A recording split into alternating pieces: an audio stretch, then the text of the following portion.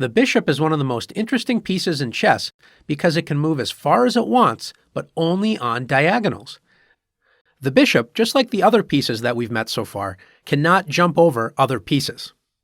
This means that the bishop has to stay on the same colored square it starts the game on for the entire game. In chess, you get two bishops. This bishop is called the light-squared bishop because it can only travel on the light squares.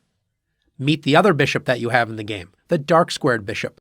It moves exactly like the light-squared bishop, but only on the dark-squared diagonals. Now that you've met both bishops, let's take a look at how they move. With just one move, the dark-squared bishop can enter the longest dark-squared diagonal on the board. Let's do the same with the light-squared bishop. Now, notice no matter how many bishop moves we make, the bishops never cross paths. They never block each other. And the reason why is because they're on opposite colored squares, so they never interfere with each other. They make a good team. Now that you've learned how the bishops move, it's your turn to practice moving the bishops.